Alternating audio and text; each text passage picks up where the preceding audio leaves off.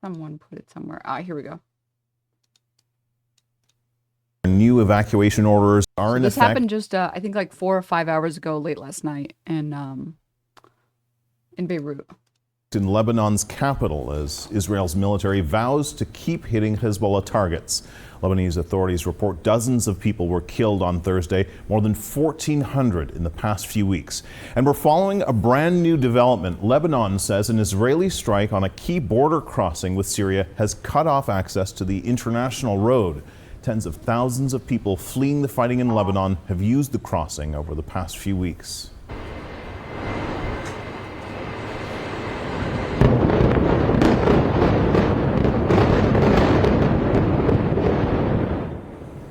That video you're seeing there is from Beirut. A source tells CNN the IDF targeted Hashem Safiaddin with a strike on the Lebanese capital. He's seen as a possible successor to Hezbollah leader Hassan Nasrallah, who was killed in an airstrike last week. Now, his fate is unclear. Israel says it struck Hezbollah's intelligence headquarters in Beirut and killed several Hezbollah commanders in southern Lebanon. The IDF says its goal is to eliminate Hezbollah's threat to the residents of northern Israel. We will not allow Hezbollah to settle itself in these places in the future. The severe blows against Hezbollah in all areas in Beirut, in the Bekaa Valley, in South Lebanon will continue. Tens of thousands of people have fled their homes in Lebanon. The UN says about 160,000 have crossed into Syria. Humanitarian agencies say shelters are full and overflowing, and health workers say they're overwhelmed. CNN's Ivan Watson is standing by with more on the growing refugee crisis. But first, Paula Hancock's with the latest on Israel's military campaign. And Paula, on the targeting of Nasrallah's possible successor, what are we learning? Yeah, so Kim, this was an Israeli airstrike which targeted Nasrallah's cousin. He was also considered to be a potential key successor to Nasrallah. Hashem Safiaddin, he was the head of the executive council within Hezbollah as well. So a very key figure that many had assumed could well take over the reins of Hezbollah. Now we know at this point that there was a significant airstrike against him. The Israelis saying that they were targeting him. We do not know at this point, though, whether or not he was killed in that strike itself. Hezbollah always does admit and acknowledge when its fighters and its members are killed, so we'll wait to hear about that. We do know that 37 Lebanese were killed in the past 24 hours, and some 151 were injured. There were more airstrikes. Let's missile strike the middle of a capital for one person. Okay.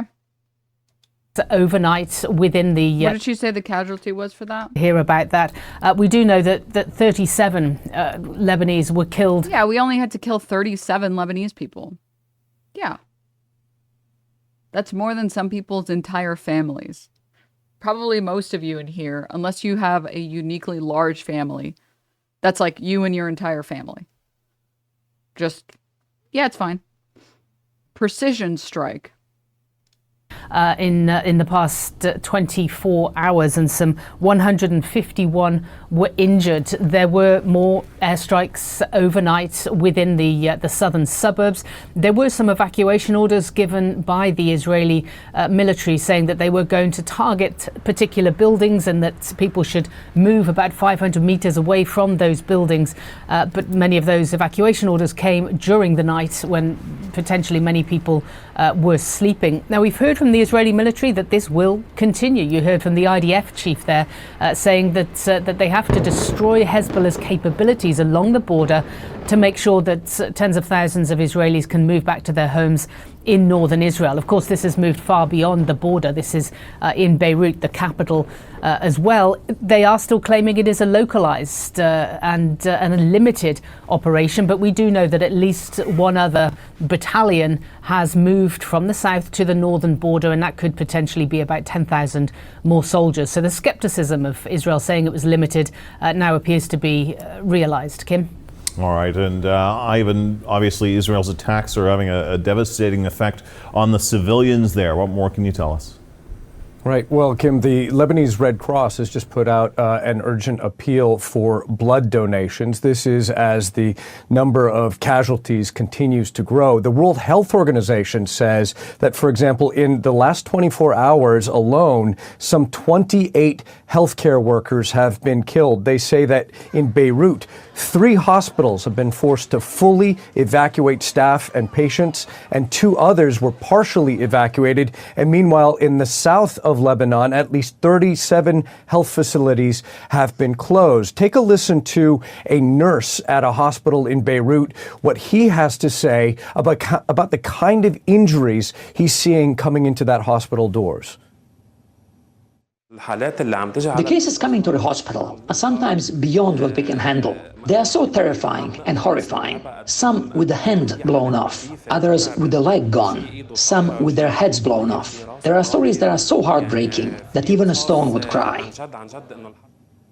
Now, we also need to acknowledge that there are more than 1 million people in Lebanon who've been displaced by the Israeli onslaught, starting from the southern areas when the Israeli bombardment first began, and now people fleeing from places like the densely populated southern suburbs of Beirut as well. Now, we've just heard from a Lebanese government minister that the main road leading up to the main 1 million? Yeah, 1 million people have been displaced. Someone talked about recently the Israel's attacks in Lebanon and Israel's attacks on Beirut taking away from Gaza. And I said something along the lines of, no, I think it does the opposite, because it's a constant reminder of all the stuff that's happening in Gaza. The 1 million people getting displaced and the people that are in Beirut or in Lebanon in general that can leave because there are airports, I think highlight the fact that the people in Gaza literally can't leave. That I don't think it is a distraction. I don't think it takes away from it. I think it highlights how, even as bad as what's happening in Lebanon, even all of the atrocities occurring right now in Lebanon and Beirut, I think all they do, I mean, not all they do, but I think they help highlight how the people in Gaza are even worse off than that because they're stuck and they can't do anything. Breaks my heart. U.S. media is cheering this and completely forgetting about Palestinians. Yeah, I mean, of course. I mean, CNN, why would they ever do it, right? Land border crossing between Lebanon and Syria has been hit, and that road has been cut off. We don't know how long that is going to last for. Western governments are trying to evacuate their citizens. They're trying to arrange additional flights for ordinary Lebanese who don't have the means or the visas to travel to other countries or can't squeeze themselves onto one of these sold-out flights. The Syrian border is the only real land border that people can escape through.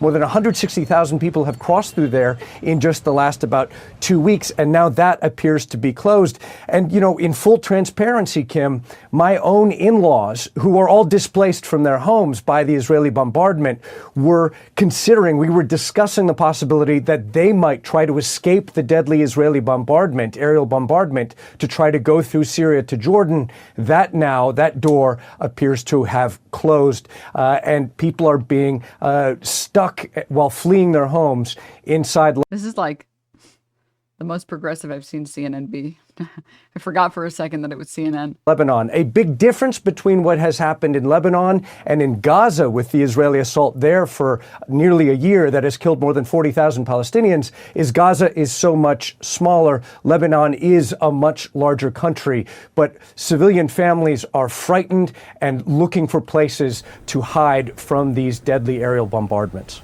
Palestinians, Fred Plotkin is following that live from Berlin. It's interesting, isn't it, Fred, seeing the response there, but also anticipating what he might say. Yeah, absolutely. And I think it certainly is no coincidence, Max, that the Supreme Leader Ayatollah Ali Khamenei is leading those Friday prayers today. The last time that he actually did that was in 2020, when a U.S. airstrike, of course, killed the then commander of the Islamic Revolutionary Guard Quds Force, Qasem Soleimani, who, of course, was very important to Iran's military apparatus. And so now, as far as those memorial services for Hassan Nasrallah, as part of these Friday prayers is concerned, the Supreme Leader, once again today, will be on the scene to speak at these Friday prayers. And we can already see, we have some of the shots there, just how large the crowds are that have turned out so far. I've been at that facility many times for Friday prayers. I have not ever seen a crowd of that size. In fact, I think the last time that there was a crowd of that size was probably the funeral for Qasem Soleimani. And one of the things that we have to keep in mind, Max, is that the bond between Ayatollah Ali Khamenei and Hassan Nasrallah was a lot stronger than I think many people realize. One of the things that we have to keep in mind. I'm listening while biking. I literally had to stop to open the stream and check if this was Al Jazeera. Yeah. I'm going to be honest. I'm honestly kind of shocked. Honestly shocked. Sincere question. The despair is really hitting me with all this today. How do you manage your emotions around this in a year where when it's only getting worse? I mean, I don't know if this is the best advice, but I think about the fact that the people who actually have to live through this are suffering 100 times worse than I am.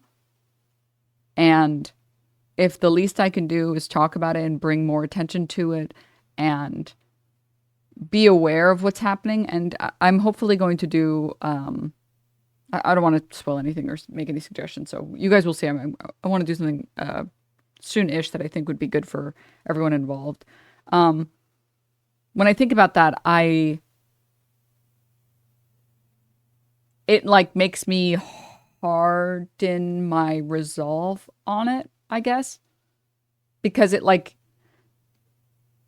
is such a privilege to live in the U.S. With all of the problems that exist in the U.S., it is such a privilege to live in the U.S. and know that other countries cannot just openly bombard you. Like just in general, the percent chance that another country would try and go to war with us, like genuinely try and go to war with us, is so small because of our military capabilities and because we try our hardest to not give any money to the people that live here. Gotta watch out for Canada, though, yeah. And I mean, even like if you live in like most European countries, or if you live in Canada, right? You are in a very privileged position that this is just not something that you worry about on a day-to-day basis. And when I think about that, it's like, it puts things in perspective a little bit, and it becomes a little bit harder to get overwhelmed. That's why 9/11 was so shocking for Americans. Yeah. Being surrounded by oceans helps a lot. I mean, of course, yeah. So, I don't know. I think that the people in Lebanon, especially the people in Gaza, they want people to know what's happening. They want you to not forget or ignore what's happening. And even if we can just get everyone on the same page on that, I feel like it's important, and I feel like it's worthwhile. And also take time to like plug out and stuff. Like go talk to friends, go do things once in a while that bring you joy, right? Reaching out and making a friend in Gaza actually really helped me. Being in community with people in a movement makes things seem a bit more hopeful. Oh yeah. Mm-hmm.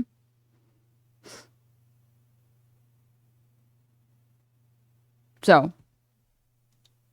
Is that between Qasem Soleimani, the slain general, Hassan Nasrallah, and Ayatollah Ali Khamenei, there was a major bond that was formed during the time of the Israeli incursion into Lebanon in 2006. In fact, the three wrote a book together later, with a massive part of that book dealing with that 2006 incursion. So certainly there was a very special place for Hassan Nasrallah with the supreme leader. Certainly there was a lot of support, of course, also from Iran for Hezbollah. And the Iranians are saying that that continues. And of course, we did have that major strike on Israeli territory by the Iranians happening not after the Hamas leader Ismail Haniyeh was killed in Tehran, but after Hassan Nasrallah was then also killed in Beirut. And I think the Iranians are showing just how big a thing the killing of Hassan Nasrallah was for them. And of course, the Iranians also trying to display the power of their missile forces that they have. And one of the interesting caveats in all of this is that the same department of the Revolutionary Guard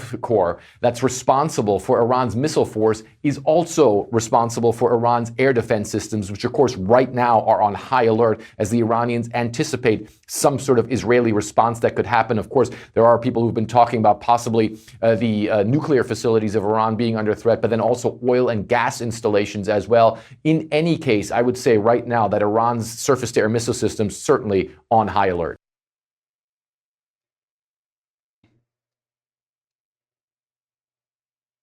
Yeah. I also wanted to watch this. This happened a few hours ago. Israel targets Hezbollah's possible new leader, and I think Iran's supreme leader had a speech. I'm not sure if this one covers the speech as well, but okay, I think it's this one. Take us live now to Tehran, where the Iran Supreme Leader Ayatollah Ali Khamenei is leading Friday prayers. He's delivering a rare public sermon and speech. Let's listen in. It is part and parcel of the solidarity among the believers, among all those who believe. It resonated throughout many parts of our Holy Scripture. However, this particular verse speaks about the ultimate consequence of our solidarity as one Muslim nation. It is the mercy. God will grant us mercy, which means if we are standing together, side by side, joining hands, joining forces, we will be granted mercy from God.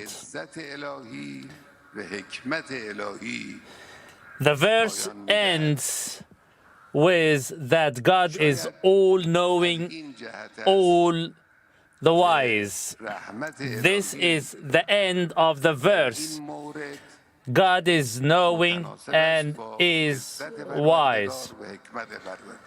This particular verse of the Holy Scripture speaks of the consequence of our solidarity.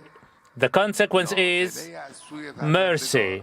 We will be granted mercy, and that is the wisdom,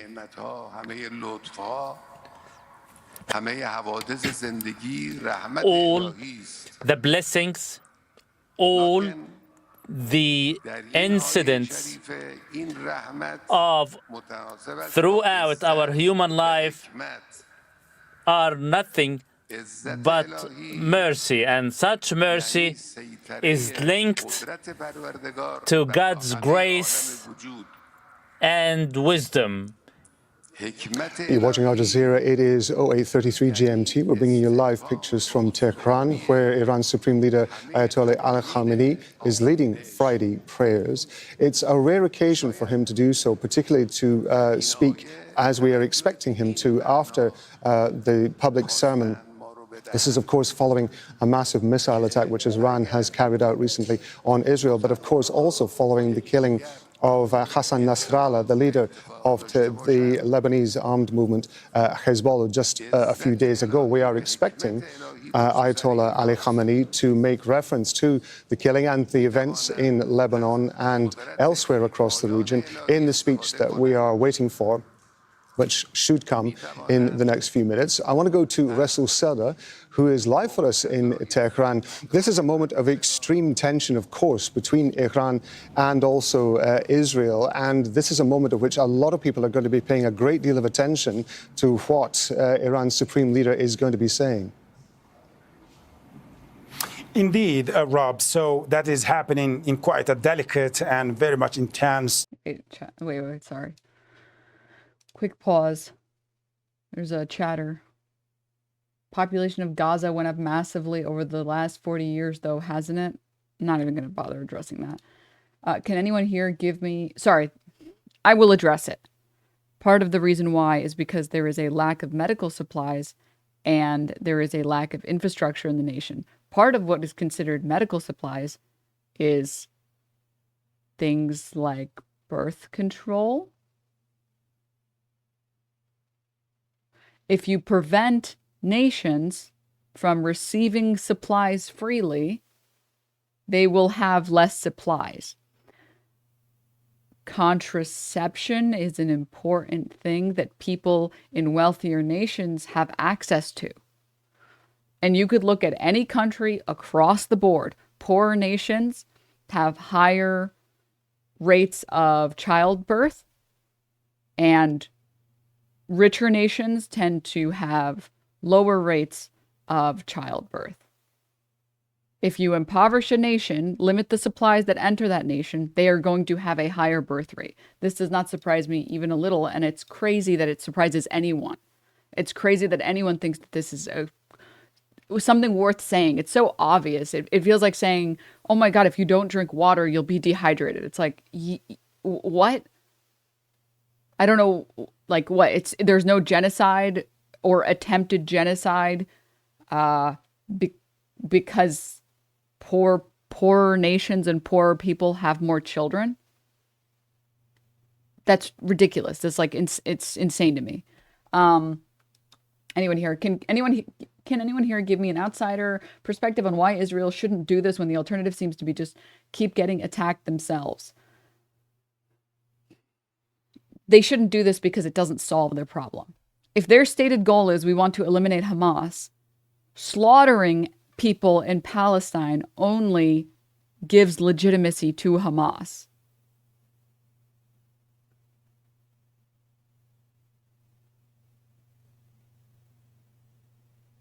This is not an absurd concept. This is very, very simple. If I put you in an open air prison and I told you you are not allowed to leave, you are not allowed to have building materials to fix the buildings that were destroyed when we bombarded your home because we were getting the Hamas tunnels. You do not have any, right now anyways, any internet, any phones, TV, any connection to the outside world, no food, no water, no clean water, no medical supplies, and we're going to keep bombarding you until we get every Hamas member, the chance of you joining Hamas rises like 100% than if you had just if Israel had just not bombarded the shit out of your country or out of your region or out of your city. Like, why do extremists join extremist organizations? Because they see no other way of achieving their goals, because they see no peaceful method. I implore you to look at the peaceful march to return in 2018. These people have tried to be peaceful. You can, like, even a worm will turn. I get the impression that Muslims would still hate them and try and kill them, even if they gave them equal rights. It would just be easier if the societies were more integrated. This is just like bad talking points. This is just like, well, if we free the slaves, they're going to rise up and kill all the white slave owners. You can't oppress a people because you think that they would do the same to you if given the opportunity.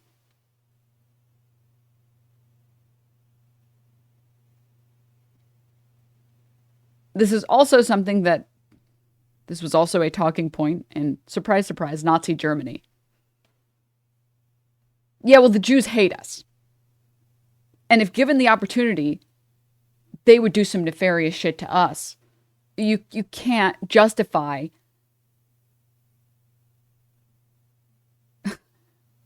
killing and injuring and starving millions of, well, starving in reference to millions of people, but tens of thousands and potentially hundreds of thousands of people, and try and justify it even a little bit by saying Yeah, but they hate us, so, and they would try and kill us, so. Also, like, the polling data doesn't suggest this. The polling data that we have in Gaza, the polling data that we have in West Bank, it doesn't suggest this. This, like, alleged hatred that Arab people just have, that these, Muslims, that these violent Muslims have, the polling data doesn't even show this. UN polling, by the way. So I hope that goes over all of the important things. I don't get how you can get to like this point where you can think that like these people need to be oppressed because of X, Y, and Z, or Plus, you could turn that logic around and ask why we can let Israel survive if it just means more shelling of the Middle East. Yep. Yep. Imagine a school bully using that kind of thinking. If I stop bullying this kid, he's going to bully me back, so I have to keep bullying him. Do people forget or just not read the history when Muslims actually saved Jewish people from Christians who were trying to genocide the Jews? Yeah. I mean, a lot of Americans especially don't understand the role that Muslim nations played against the Holocaust.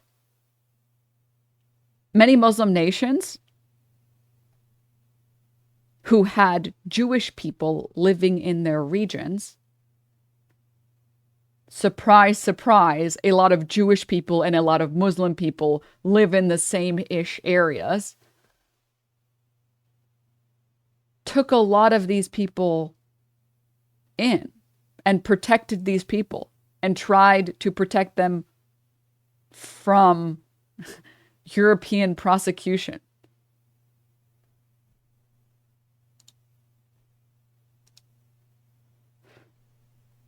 But it's an unheard of concept, and people just assume Muslims, they obviously hate Jews. It's like, okay. They also don't know how Italian, French, German aristocrats stoked anti-Jewish sentiment, or the papacy and its stupidity leading to the pogroms. They don't even know about Spanish forced conversions, expulsions, murders. Yeah. Yeah.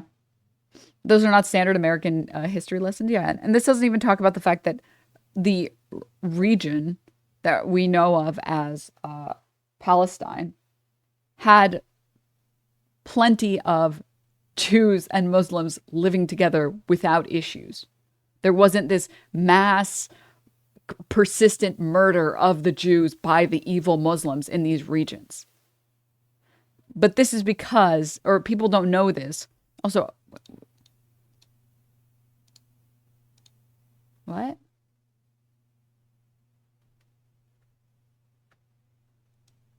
You talking 300 years back? Not really relevant? What are you talking about? I'm literally talking about the Holocaust and Muslim nations taking in Jewish refugees. What are you talking about? 300 years back. The problem is that Americans are super brainwashed, and Europeans now too, sadly, are super brainwashed into thinking that like Muslims are like naturally evil and violent, and their religion tells them that they need to be evil and violent, and they don't know anything about what Muslim teachings are like and what Islam teaches and what it doesn't teaches. They see extremists and then they judge everyone else by those extremists. But that would be the equivalent of me looking at evangelicals and being like, every Christian is like this. They can't help it. This is just how they are. The evangelical Christians who show up at abortion clinics holding up signs saying you're going to hell, that's just what Christians are like. That's just what Catholics are like. They're all like this. And that's not accurate. You can take any religion and find extremists and then find everyone else.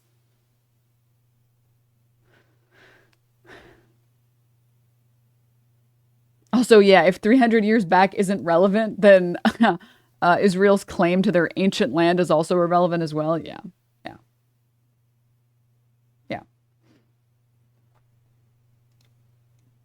And I've shared it before, but like, I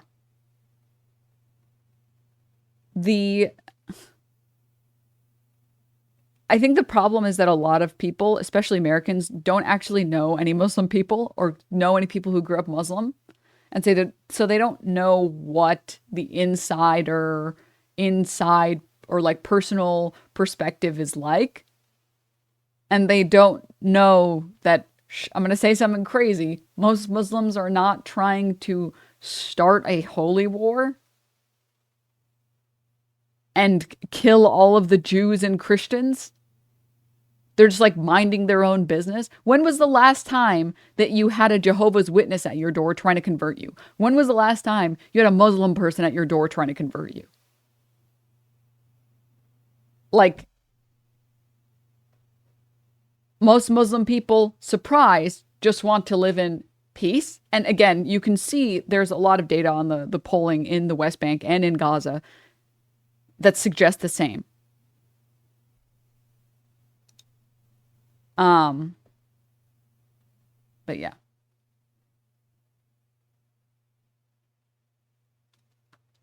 Generally speaking, if you had to change something about how the pro-Gaza activists were operating, what would you recommend to them?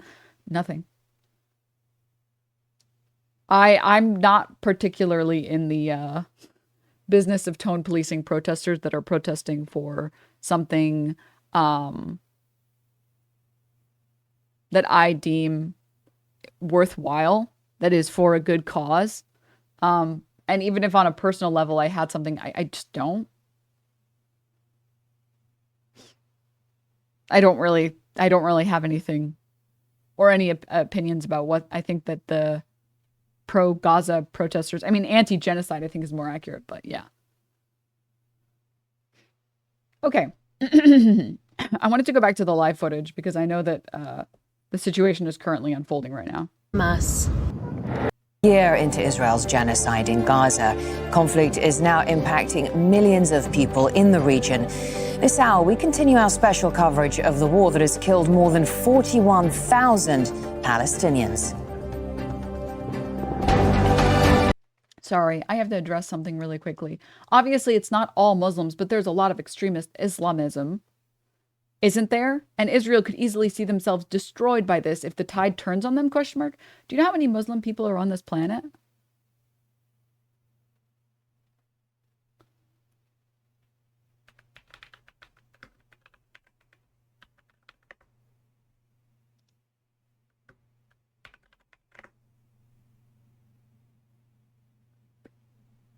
Last time I checked, it was like close to 2.5 billion Muslim people on this planet.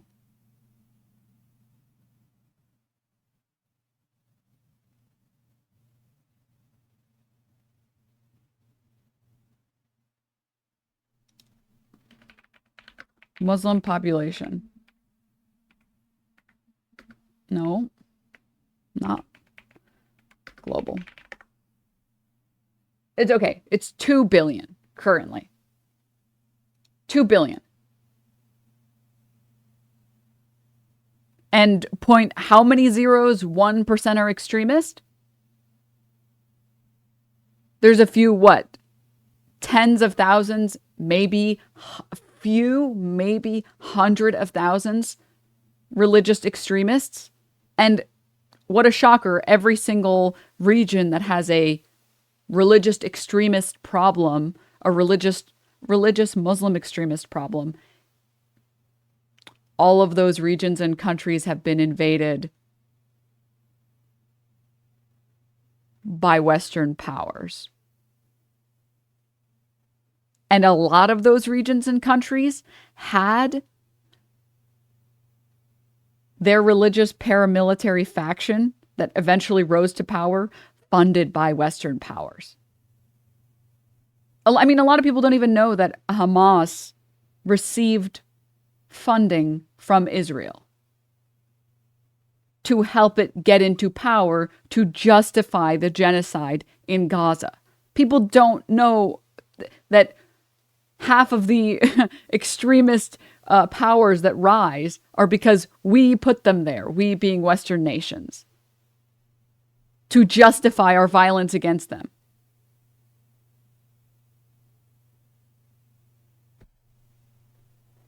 Most of these groups were propped up by the West vis-a-vis Egyptian, Saudi intelligence. Yeah. Mm-hmm. We train them, give them guns, literally send them money, cash in bags. Yeah. Mm-hmm.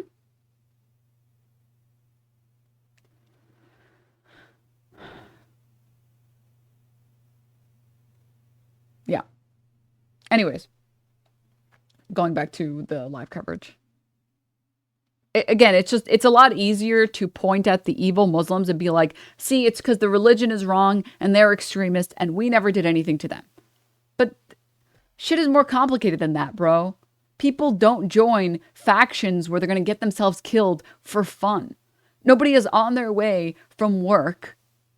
Like, here's the best example.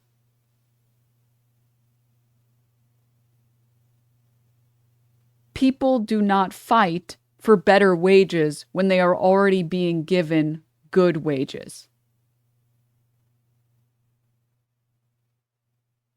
When people are being treated fairly by their employers, they don't randomly decide, you know what, everybody, let's protest and unionize.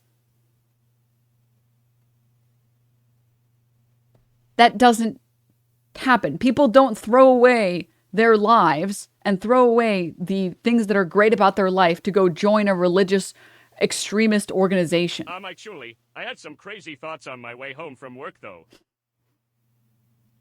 It's just not, this is just not what's, it's just not what's happening. This is just not what people do. And if you can understand how material conditions impact Americans or how material conditions impact Europeans, you can understand how material conditions impact brown people too. But anyways, let's go. Or both parents, and often other relatives too. Grandparents, aunts, uncles, entire families have been wiped off the civil registry. Killed, orphaned, but also... No, not this. He's met with the caretaker Prime Minister Najib Mikati in Beirut. Arakchi called for a simultaneous ceasefire in both Lebanon and in Gaza. He also vowed a harsh response if Israel strikes Iran in retaliation to the missile barrage it launched towards Tel Aviv on Tuesday. We have no plans to attack Israel again unless... And this stuff makes it worse. I just want to show support and did people Palestine. Thanks, Big McLarge. Thank you. You do what you have to. The Zionist regime decides to continue its attacks. If Israel takes any steps against Iran, our response will be stronger, and we will respond to them in a completely proportionate and well-studied manner. Iran's supreme leader has also delivered a public sermon to crowds in the Iranian capital, praising the country's missile strike on Israel earlier this week. Ayatollah Ali Khamenei described the strikes as legal and legitimate. Iran fired about 200 ballistic missiles at several sites in Israel late on Tuesday. Khamenei called for unity across the Muslim world against Israeli aggression. Meanwhile, in Gaza, Israeli raids there and shelling have killed 29 Palestinians across the Strip since dawn. Israel has launched heavy airstrikes on central Gaza, killing 5 people in the Al Bureij refugee camp. Among them were a woman and a child. The Israeli attack on the Al Salti neighborhood, a residential area in Beit Lahia, has killed at least 1 person in northern Gaza. And then fighter jets have carried out an airstrike in Tulkarem in the occupied West Bank, killing 18 Palestinians there. Israeli airstrikes targeted a cafe full of people. The military says that they've killed the local Hamas commander, but this is something that hasn't been confirmed by the group. A general strike has been declared across the occupied West Bank. Israeli forces have intensified their raids on the area since the war on Gaza started, killing at least 721 Palestinians. Well, also in the occupied East Jerusalem area, Israeli forces have stormed the Al-Aqsa Mosque compound just as Muslims were observing their Friday prayers. They prevented worshippers from attending the holy site. Israeli forces have regularly stormed the mosque compound.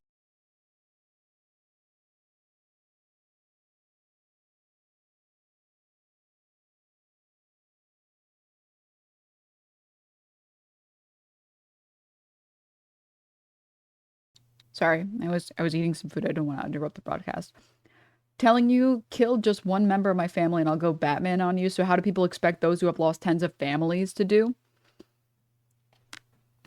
Like, Americans love to dream and have like day fantasies about how there's a home invader and they have to take out their gun and kill them to protect their family.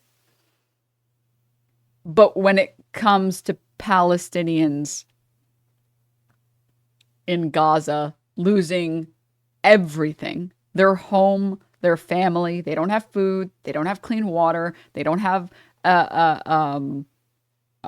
medical supplies, they have nothing. And you think none of them, all of them are meant to just be like, no, you don't understand. If I do anything wrong, Israel gets to continue to genocide us. So I have to be perfect. If I have to starve to death to show everyone that some brown people are good, I guess I will. That's insane. Like, that's crazy. And to be clear, in case it's not obvious, analysis is not justification. At no point is anyone cheering on any of the Israelis who died on October 7th. I would actually like 0 innocent people to die. I actually don't want civilians dying, actually. I don't want that to happen. I don't want to see those people die. Just as a notion, just as a concept. But it's talking about the fact, this conversation is more centered around the fact that you cannot expect people to get persecuted forever and do nothing.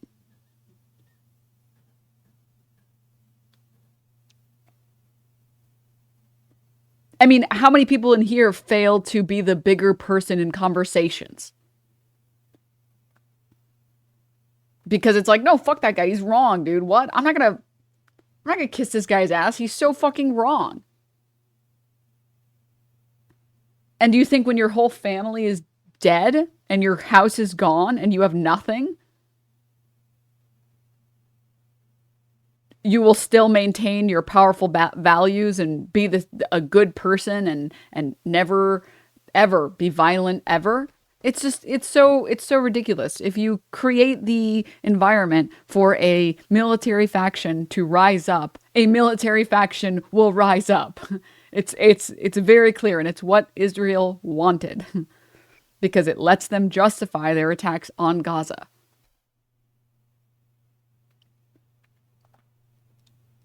Time. Oh, sorry, wrong video. Okay. Compound, but the frequency of these raids has increased since the war on Gaza started. Now, Israel is saying that it's killed two of its soldiers have been killed in a drone strike in the occupied Golan Heights. The drones were fired from Iraq. So we'll speak to Mahmoud Abdul Wahid in Baghdad in just a moment. First, though, let's head to Hamda Salhout, who's in Amman, Jordan, because the Israeli government has banned Al Jazeera from reporting inside Israel. What is the army saying about these troops who've been killed in the occupied Golan Heights?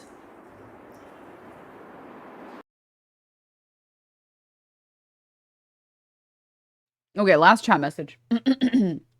Why are you so obsessed with this conflict? Are you Palestinian or do you just hate Hebrews? 1, I know this is bait. It has to be bait. 2, I'm taking the bait.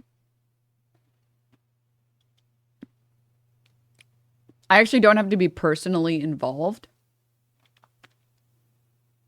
to care about people getting genocided.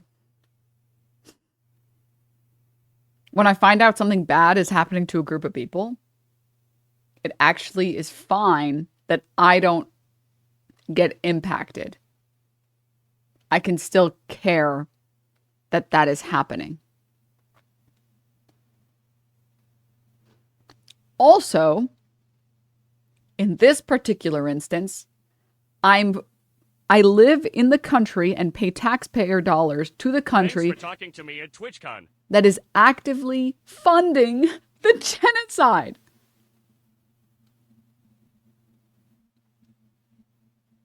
My money gets to go to bombs that kill people. I'm allowed to be upset at what my country does.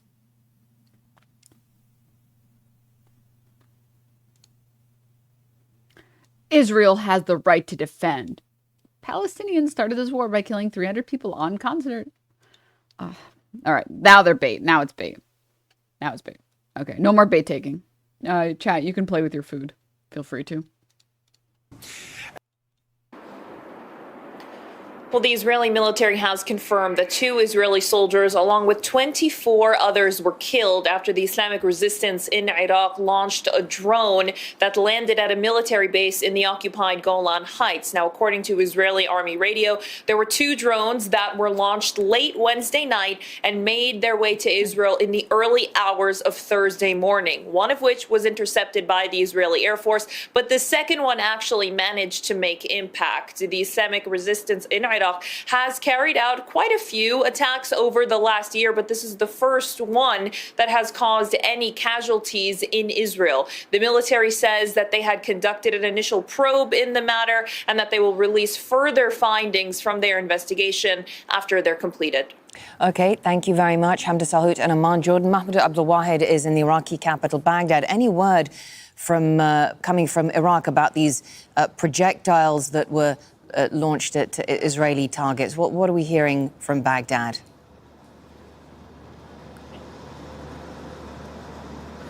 Well, the Islamic resistance in Iraq says that it has targeted 3 different locations in 3 separate operations. One of them in the Golan Heights, the second one in Tabariya, the third inside the occupied Palestinian lands, as the statement by the Islamic resistance says. They say that they have targeted all these locations with drones.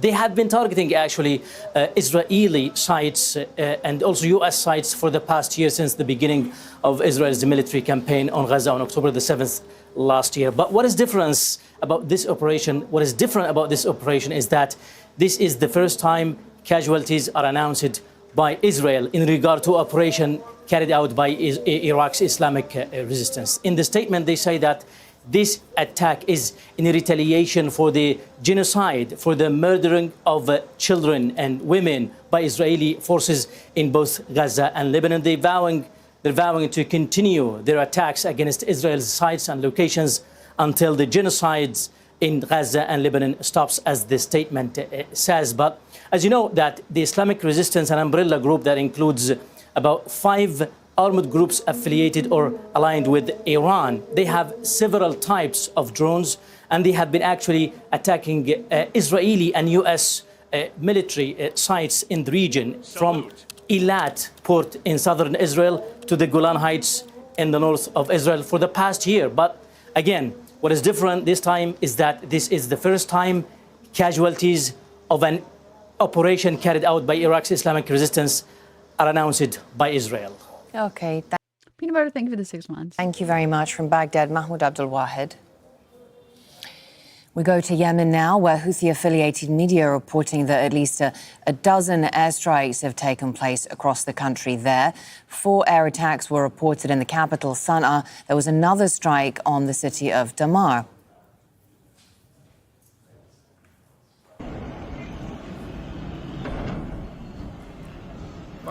So these were some of the scenes in the port city of Hodeidah. 7 airstrikes reported at the airport and in the Khatib area.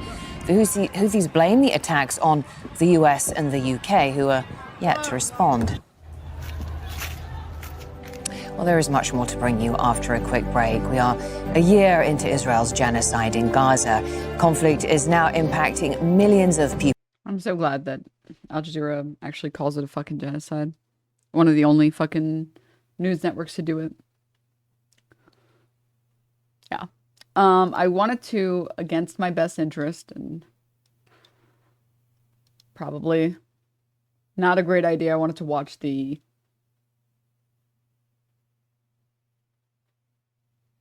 sorry, I got distracted by this Daily Show episode. Maybe we'll watch that. The Fox News coverage on the Israeli targeting Hezbollah leadership.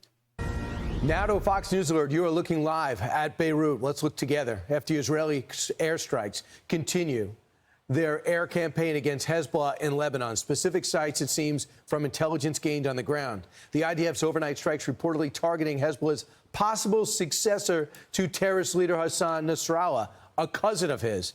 Here to react is on the latest in real time, General Jack Keane. General, judging by those attacks, it's clear the intelligence is still strong amongst the IDF, correct? Oh, there's no doubt about that. I mean, what's going on in Lebanon with Hezbollah, they have three things they're doing. One is they're dismantling systematically their leadership. And we've seen the evidence of that clearly for the last 3 weeks. And here is the so-called successor, hasn't been announced yet, Hassan Sufeddin. As you said, he's the cousin of Nasrallah. He is a founder of Hezbollah. He goes all the way back to 1982. His son is married to Qasem Soleimani's daughter. He has been embedded in this for years and is very close to Iran and the supreme leader. They're going to keep doing this. They've taken out their senior leaders. They've taken down operational leaders like the rocket and missile commander, and they've killed a number of their tactical leaders, because the second mission they're going after in Lebanon is the rocket and missile force. We can only speculate, but about a week and a half ago, I was told by Israelis they had taken down about 30% of the rocket and missile force. I suspect they're probably close to 50% by now. And clearly, that is really what they're after, because that's the weapon that can hurt them inside Israel. And then the third thing, Brian, is the ground campaign that's taken place. They're attacking on two axes. What they're trying to do is eliminate the threat at the border, the rocket and missile threat at the border, and the potential for an invasion like Hamas did on October the 7th. They've got paratroopers, commandos, and armor forces involved in that. They're working on two axes. They've committed a division to it. They've got two other divisions in standby, which will likely get committed. It'll take a number of weeks for them to accomplish this mission. Wow. I hate you, Jack Keane. I hate you. This is my least favorite type of American. These people are the reason why I want to hate America. These fucking warmongering pieces of shit. This guy played a big role in why we even got into war with Iraq. These are the type of Americans that think, well, the United States is different.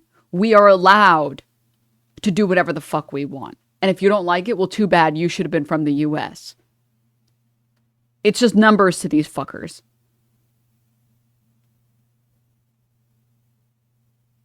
Brown people in a brown nation? No. Those are just numbers. Those are just numbers. Warhawk nonsense? Yeah. Fucking hate this guy. Seppi watching news in 2024. Yeah. Now let's talk Iran. So 180 rockets, missiles into Israel. It's time for a response. They promised a harsh response. They're coordinating with the U.S. Here is what President Biden recommended when asked.